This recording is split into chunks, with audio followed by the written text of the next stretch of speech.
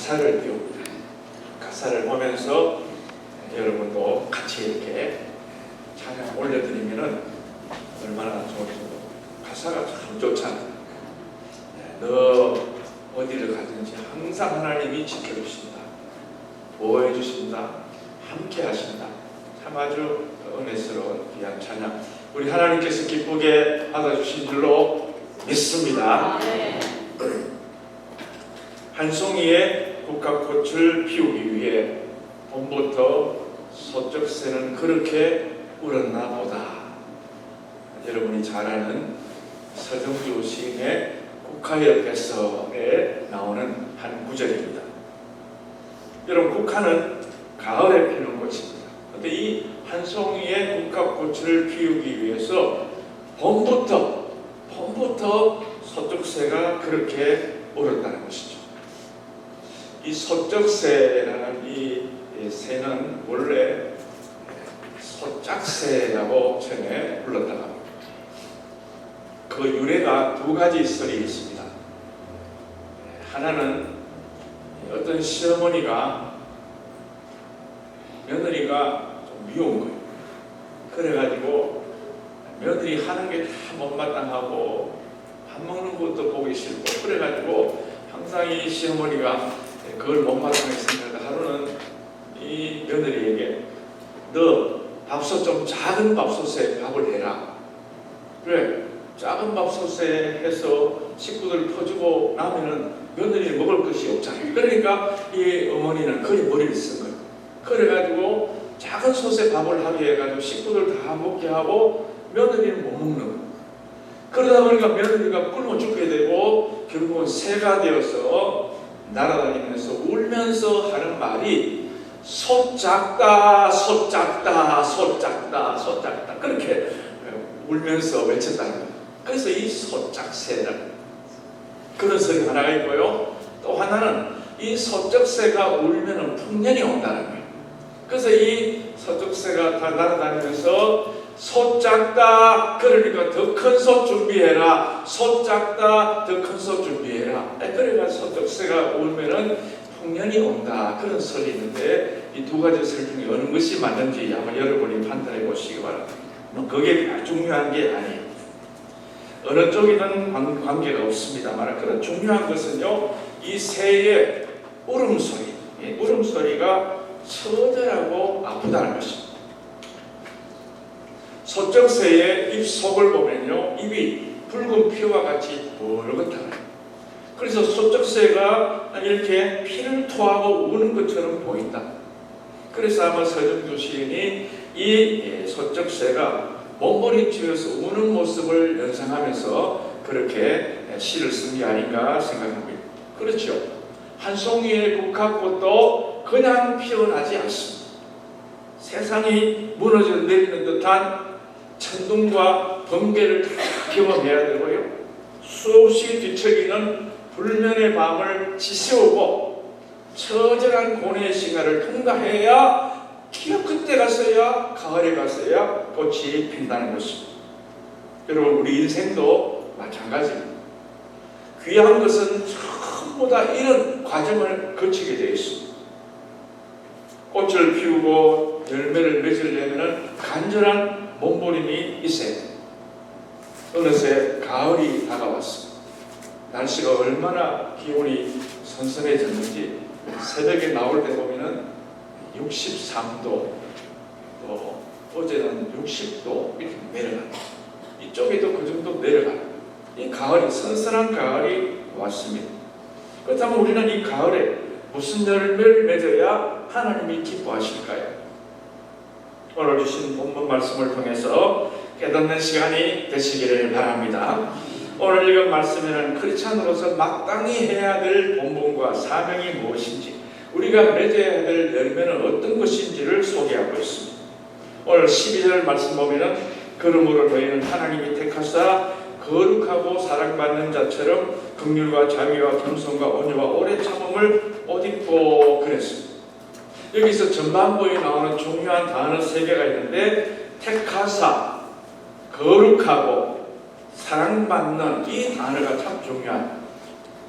택하고 초전, 영어 성경의 초전, 거룩하고 홀리, 사랑받는, beloved, 이 세 가지 단어가 참 중요한. 원래 이 단어는요 유대인들에게만 해당되는 단어였습니다. 그런데 이 사도 바울이 오늘 유대인뿐만 아니고 골로새 교회 교인들, 즉 크리스찬들에게 이 말씀을 그대로 적용하고 있는 것입니다. 우리는 하나님의 택함 받은 백성들이고 하나님이 기대하시는 거룩한 존재들이며 무엇보다 우리는 하나님의 사랑받는 소중한 사람들이라는 것을 가르쳐주고 있습니다. 이것이 바로 우리의 신분이자 정체성인 것입니다. 우리 그리스도인이 뭐냐? 우리는 택함받고 거룩하고 사랑받은 사람 아닙니까? 그래서 우리는 주어진 인생을 아무렇게나 살아서는 안 됩니다. 마음에 안 든다고 뒤집어 엎어서도 안 되는 것입니다. 택함받은 자답게 거룩한 자녀답게 하나님의 사랑을 나타내는 역할을 잘 감당해야만 하나님이 기뻐하시는 열매를 맺을 수가 있다는 말씀입니다. 오늘 본문 15절 중간에 보니까 우리가 어떤 역할을 해야 마땅한 것인지를 말씀합니다. 너희는 평강을 위하여 한 몸으로 부르심을 받았나니, 그렇게 말씀합니다. 이것이 바로 우리를 부르신 목적입니다. 하나님이 왜 우리를 부르셨습니까? 그것은 바로 평화를 만들고 축복하고 사랑함으로 한 몸을 세워가게 하기 위해서 우리를 불러주셨다는 것입니다. 그런데 우리는 지금 세우는 자로 몸부림치며 지금 살아가고 있는지 한번 자신을 돌아봐야 합니다. 세상에는 크게 두 종류의 사람이 있을 수 있습니다. 하나는요, 허무는 사람, 디스트로이어, 파괴자가 있습니다. 세워놓은 것을 자꾸 허무는 그런 사람이 있다는 것이죠. 또 하나는 빌더가 있습니다. 세우는 사람, 건축자, 격려자, 치유자. 여러분, 우리가 무너진 터전을 다시 세우고 상처받은 사람을 치유해서 다시 일어서게 만드는 이것이 얼마나 하나님 기뻐하시는 열매의 것입니다. 우리가 이런 일을 위해서 부르심을 받았건만 그 역할을 다하지 못한다는 것이 문제인 것입니다. 성경에도 사람이 세상을 살면서 크게 두 가지 이미지의 역할을 하고 있다고 말하고 있습니다.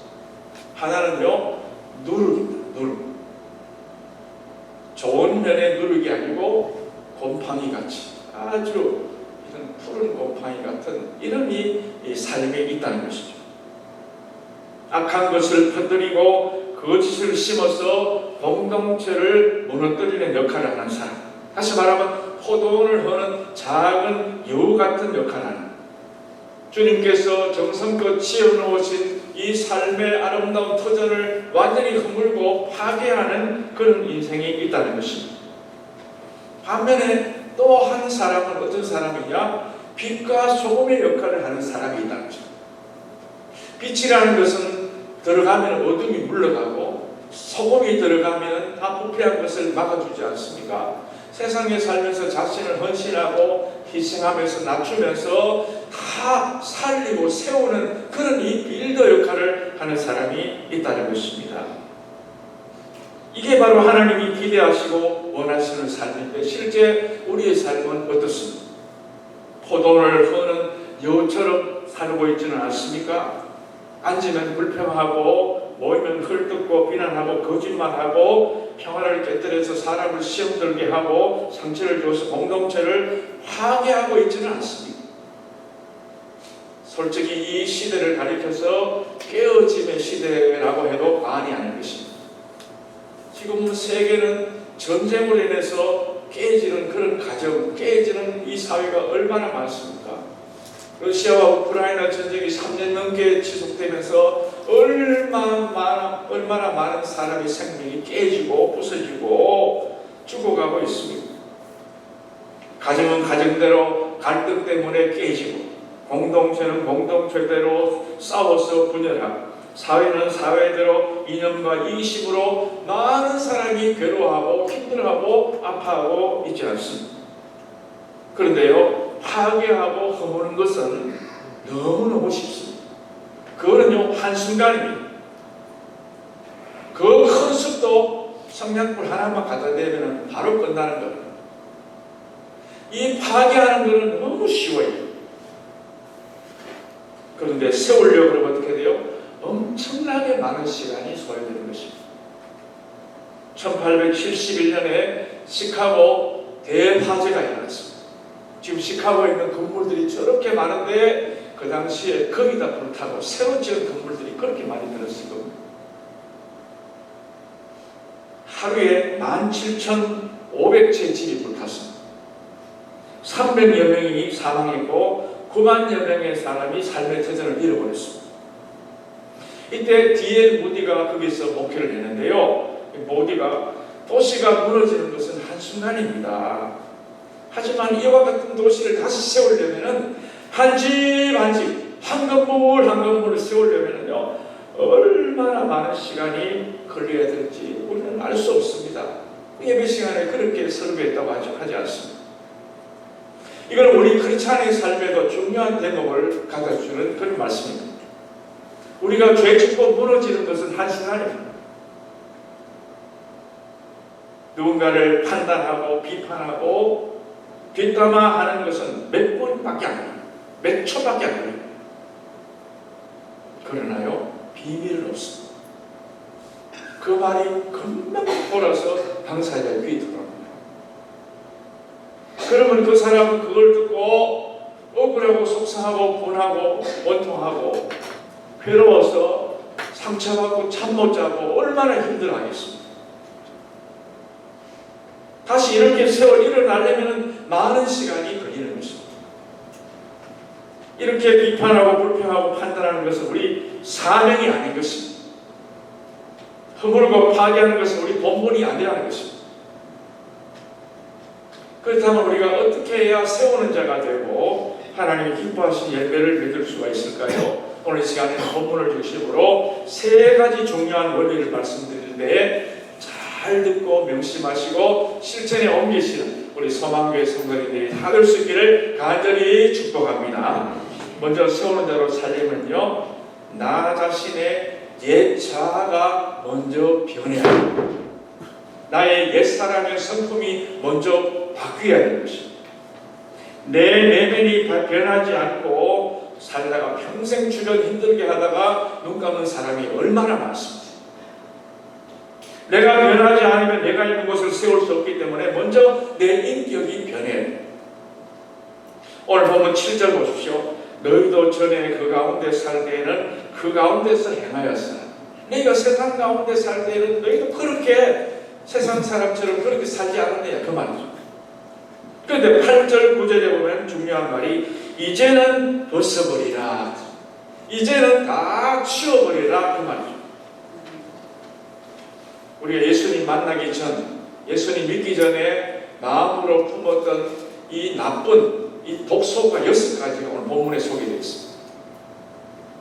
먼저요, 분함이라는 독소입니다. 분함, 앵거. 이건 아주 과격하고 더러운 성질. 우리가 흔히 뭐 같다 이러잖아요. 네. 그런 성질, 이게 바로 앵거. 그 다음에 두 번째 독소가 뭐냐? 노여움이라고 하는 독소. 레이지. 건들면 금방 폭발하는 그런 것을 노여움, 레이지라고 합니다. 세 번째 독소가 뭐냐?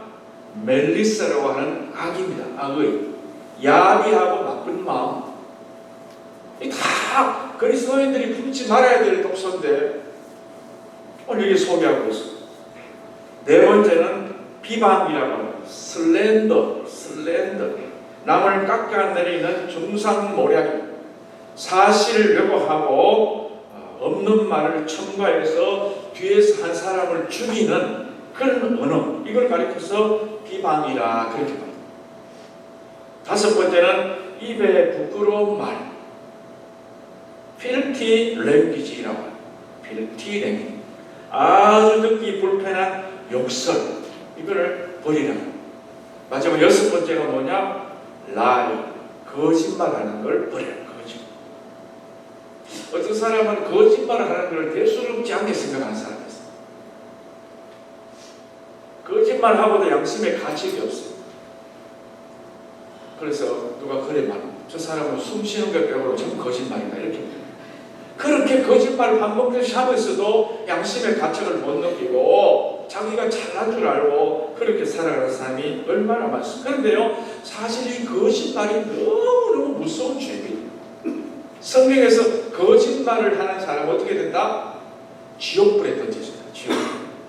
요한계시록 21장 8절에 보니까 마지막 심판날에 정치는 사람, 살인자, 음행하는 자, 우상숭배자와 함께 불과 유황불에 던져질 그 사람이 누구냐? 바로 거짓말하는 사람, 거짓말. 진실을 왜곡하는 사람, 그걸 가리켜서 거짓말하는 사람이라. 무서운 죄가 바로 거짓말. 이 6가지 독소가 있으면 사람이 건강한 삶을 살기 어렵고요, 정상적인 삶을 살기가 어렵고 내 모든 인간관계를 파괴하는 원흉이라는 것입니다. 이거를 몰아내지 않고는 이 공동체 평화가 이루어질 수가 없는 거예요. 내 속이 완전히 엉망진창인데 어떻게 아름다운 집을 우리가 기대할 수가 있겠습니까? 그런데 우리가 예수님 믿기 전에, 예수님 만나기 전에 이런 독소가 있는 것, 이것도 물론 없어야 되겠지만은 그 독소가 있다 그러면 그건 어느 정도 또 몰라서 그랬으니까 이해가 될 수 있잖아요. 그런데 예수님 만나고 예수님 믿고 교회생활 하면서까지도 이 6가지 독소가 아직도 남아있다. 이거는 정말 큰 문제가 아닐 수 없습니다. 어떻게 하려고 그걸 아직도 가지고 있냐 말이에요. 앞서 말씀드린 이런 독소들은 예수님 만난 지금까지도 계속 소지하고 있는 포제션이에요. 포제션. 그걸 내가 그 소지하고 있는 아무 쓸모없는 것들을 내 마음속에 품고 사는 사람이 얼마나 많습니다. 그래서 남에게 상처를 주고 관계성을 파괴하고 마는 것입니다. 그래서 사도 바울은 오늘 본문에서 이 모든 더러운 것들, 6가지 독소들을 전부 다 벗어버려라 라고 강조하고 있는 것입니다. 이것이 바로 세우는 대로 살기 위한 첫 번째 단계랍니다. 이게 먼저 돼야 세우는 사람이 될 수 있습니다. 버릴 것을 먼저 버려야 그 다음에 세울 수가 있다는 겁니다. 오래된 건물을 철거해야 새 건물이 들어서듯이요, 내 심령이 더러운 것이 다 없어지지 않고는 내가 새 마음이 들어올 수가 없다는 말씀입니다. 과거의 관행들을 토해내고 물과 성령으로 회개하면서 유턴하라. 유턴. 삶의 방향을 완전히 주님께로 돌이키라. 그런 말씀입니다. 진정한 회개는 말로만 하는 것이 아닙니다. 죄와 자기 중심적인 삶에서 적극적으로 돌아서서 주님께로 돌아가는 것인 줄로 믿습니다. 우리가 옛사람의 옷을 벗은 다음에 새로운 옷을 갈아입어야 되는데 그 새로운 옷이 무엇일까요? 오늘 보면 10절에 보시면 새 사람을 입었으니 이는 자기를 창조하시니 형상을 따라 지식에까지 새롭게 하심을 입은 자니라. 그렇게 말하면서 궁극적으로는 그것이요, 예수 그리스도의 옷이라고 말하고 있습니다. 창세기 1장에 보면 하나님께서 우리 인간을 창조하실 때에 하나님의 형상, 이미지 오브 갓, 하나님의 그 형상 그대로 우리를 창조하시지 않습니까? 이것이 바로 원래 우리의 모습입니다. 그런데 죄가 들어오면서 그 이미지가 깨지고 부서지고 망가져버린 것입니다. 그래서 인격도 깨지고 감정도 깨지고 언어도 악하게 바뀌어버렸습니다. 독기서린 말을 하고 상처주는 말을 하고 악한 말을 하고 남에게 상처를 주고 비판하고 거짓말하는 존재로 바뀌어버린 것입니다. 이처럼 끼어진 하나님의 형상을 회복하려면 어떻게 해야 돼요? 예수님을 본받는 삶으로 돌아와요. 예수님을 본받아야 해요. 왜 우리가 예수님을 본받아 살아야 할까요? 그 예수님은 이 땅에 오신, 이 땅에 왔다 가신 모든 사람들 가운데서 처음 하나님의 오리지널 형상을 가진 분이시기 바로 예수님이시기 때문에 예수님 위에는 모두가 깨져버렸습니다. 다 망가져버렸습니다.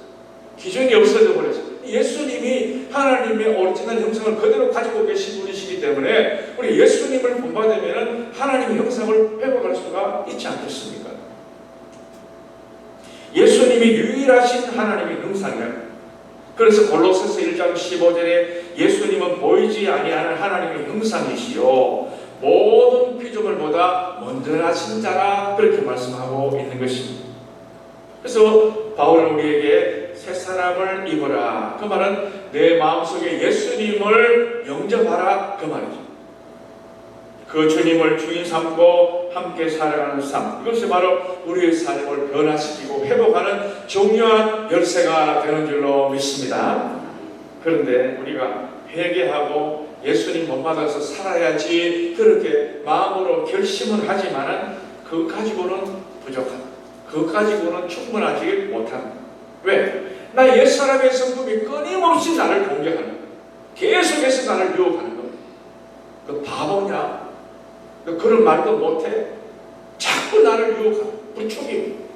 그러니까 내 입 밖으로 툭 튀어나오는 거에 상처 주는 말을 하고 비판하는 말을 하게 되는 것입니다. 그래서 우리는 어떻게 됩니까? 내 힘으로는 잘 이길 수 없기 때문에 끊임없이 기도해. 성령님의 파워를 의지해. 성령님을 의지하지 않고는 내 힘으로 안 되는 거예요. 그래서 오늘 12절에 보십시오. 12절에 보면은 그러므로 너희는 하나님이 택하사 거룩하고 사랑받는 자처럼 긍휼과 자비와 겸손과 온유와 오래 참음을 옷 입으라 그랬습니다. 여기 뒤에 나오는 말이 긍휼, 자비, 겸손, 온유, 오래 참음. 어디서 많이 들어본 말씀 아닙니까? 갈라디아서 5장 22절, 23절에 나오는 성령의 9가지 열매가 바로 여기 나옵니다. 우리가 열매를 맺으려면 내 힘으로 안 된다는 거예요. 성령님을 의지해야 성령님으로 말미암아 내가 아름다운 열매를 맺을 수 있지, 내 힘으로 해야지 해야 될 낀데 그래가 되는 게 아니라 성령님의 놀라우신 파워를 의지해야만이 내가 옛 것을 다 벗어버리고 정말 새 것을 받아들일 수가 있다는 말씀입니다.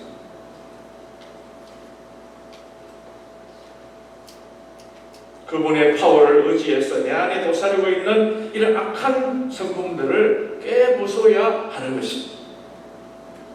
원래 옛사람의 성품은요, 남이 잘 되는 걸 못 보는 게 그 옛사람의 성품이에요. 남이 잘 되면요, 시기해요. 오죽 했으면 사촌이 논을 사면 어떻게 해요? 배가 아파요. 사촌이 논을 사면 축하해줘야 되고, 예? 칭찬해줘야 될 일인데, 사촌이 논을 사면 배가 아픈 게 이게 원래 옛사람의 성품이에요. 그런데 그것이 미국으로 건너와 속담이 조금 바뀌었어요. 사촌이 새 차를 뽑으면 나는 교통경찰 되겠다. 이렇게 바뀌어요. 왜?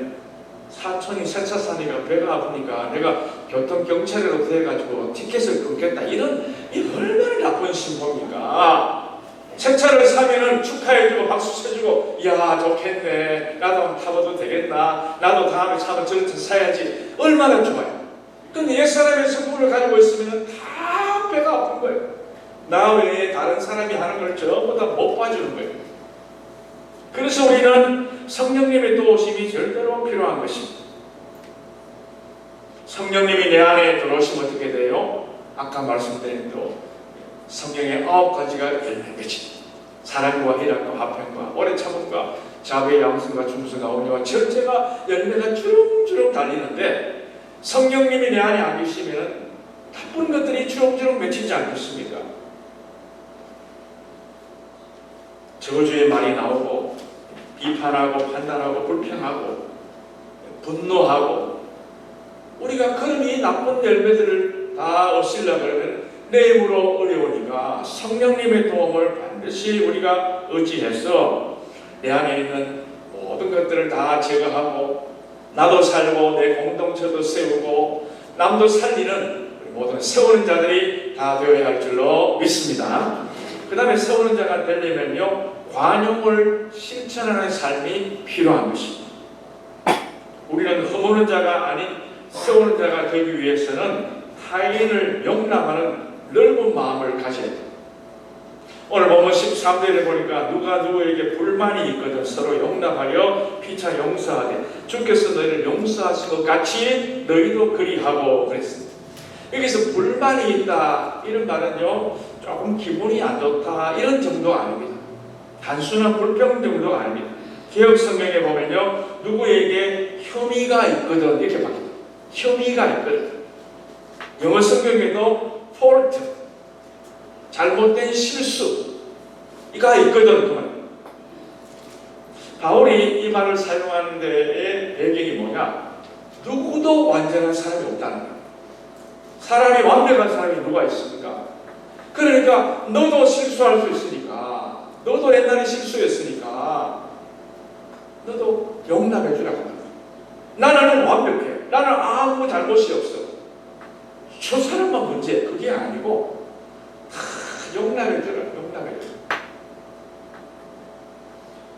우리가 인간관계를 바르게 하고 세우려고 하면요, 남의 잘못 것도 너그럽게 봐줄 수 있어야 돼요. 한쪽 눈을 감고 그냥 봐줘야 돼요. 그럴 수 있겠다는 마음으로 용납해야 돼요. 우리가 인간관계를 우리가 많이 하고 살지만 인간관계 가운데 여러분 가장 힘든 관계가 누구와의 관계입니까?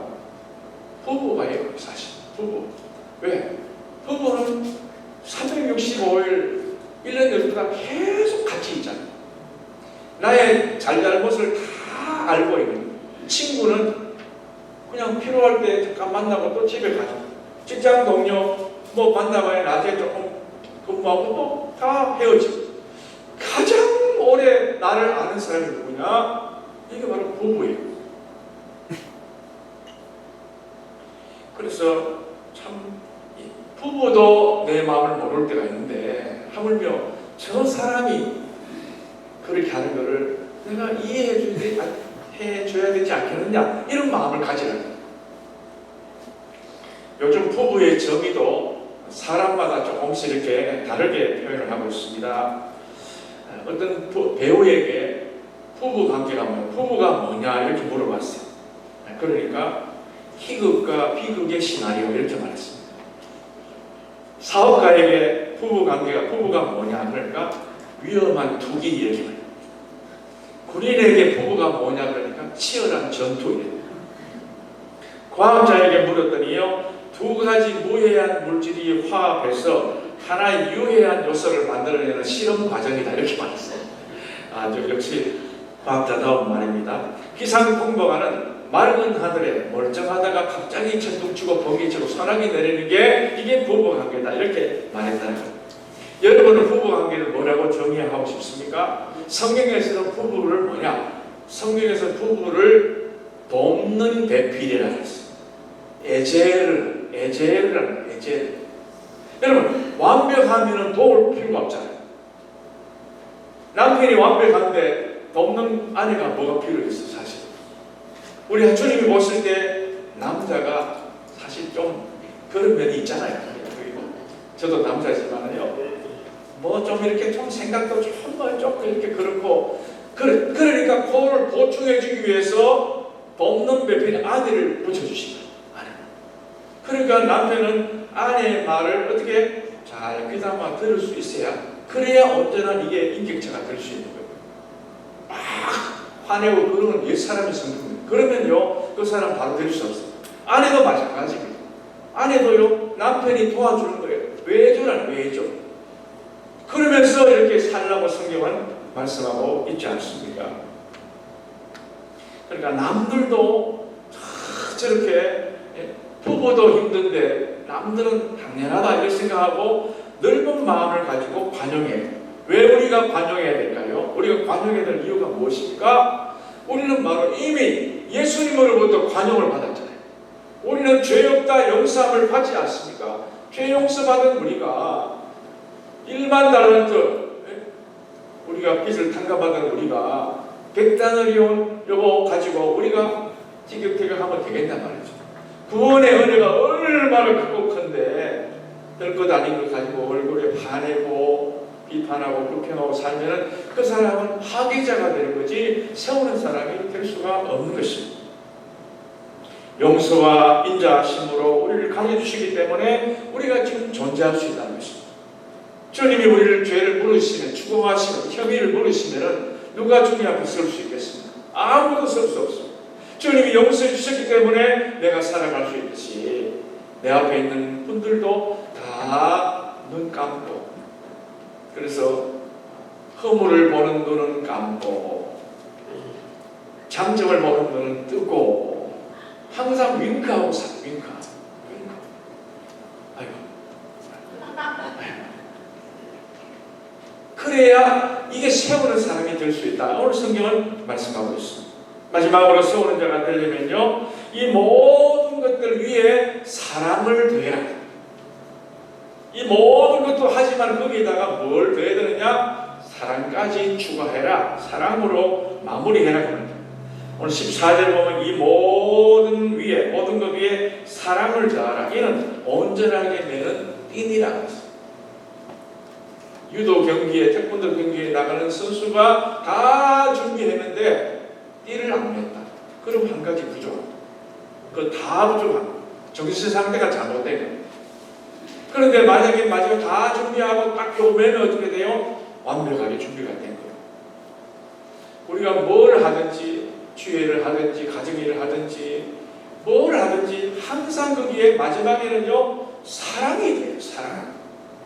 사랑이요. 사랑 없으면 물 없는 오아시스고요, 앙코 없는 진방이에요. 아무것도 아니에요. 이 별 소용이 없는 사랑을 더해라. 어떤 포기한 인생도 사랑만 받으면 다시 일어설 수가 있습니다. 일어세울 수가 있는 거예요. 끝났다라는 사람도 사랑해주면 다시 일어나요. 그래서 고린도전서 13절에 믿음, 소망, 사랑 이 세 가지는 항상 있을 것인데 그 중에 제일은 뭐라고요? 사랑이라. 사랑이 들어가야 모든 것이 완성이 된다. 그런 말씀입니다. 사랑은 최고의 능력이고 최대의 가치입니다. 성경 66권을 딱 한마디로 축약하는 단어가 사랑입니다. 사랑. 하나님이 사랑하셔서 우리를 건져주셨고, 사랑하셔서 세상을 만드셨고, 사랑 요구 빼면 없는 거예요. 그리스도, 기독교인 그러면 사랑이 여기 제일 중요한 요소. 그런데 문제는 내게 비수를 들이대는 사람, 원수 같은 사람, 진짜 사랑하기가 쉽지 않잖아요. 사랑하기가 어려워요. 그래서 어떻게 됩니까? 오늘 15절에 보니까 그리스도의 평강이 우리 마음을 주장하게 하라 했습니다. 그리스도의 평강이 내게 올 때에 내 마음이 평화가 깃들게 되고 결국은 용서하게 돼요. 내 마음의 평강이, 그리스도의 평강이 올라가려면 어떻게 돼요? 기도해야 돼요. 역시 기도해야 돼요. 야곱이 형이 에서가 자기를 죽이러 온다 그랬을 때에 이 야곱이 야복강에서 밤새도록 기도하지 않습니까? 은혜 베풀어 달라고. 그러니까 에서의 마음에도 하나님 이미 벌써 평강을 주신 거예요. 야곱의 마음에도 평강을 주신 거예요.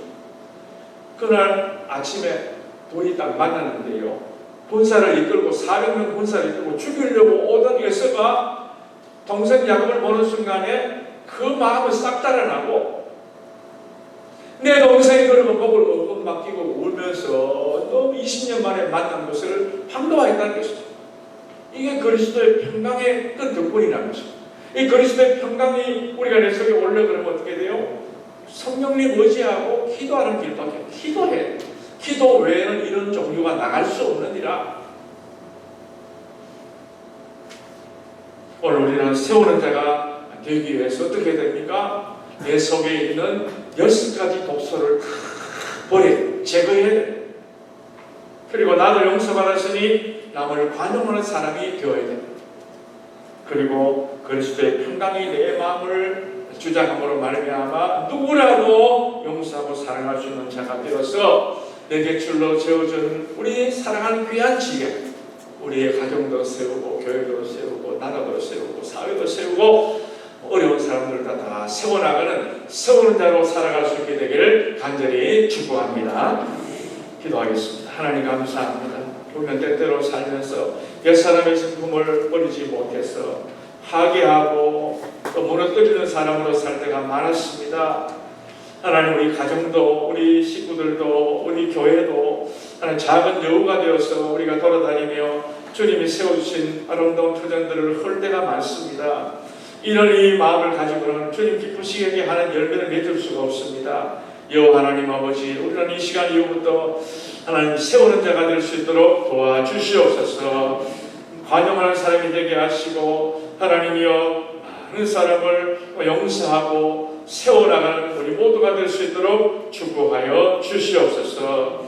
하나님 아버지, 이 세상에 살면서 나를 미워하고 나를 괴롭히는 모든 것들도 있지만 다 주님 앞에 맡기고 정말 그 모든 것이 변화해서 물이 되는 포도주가 되듯이 그리스도의 주신 말로 은혜로 그들을 감동시키고 또 그들에게 행동을 함으로 말미암아 그들이 변하고 나도 변하고 그래서 우리 모든 지역이 일어나는 세워지는 역사가 있도록 축복하여 주시옵소서.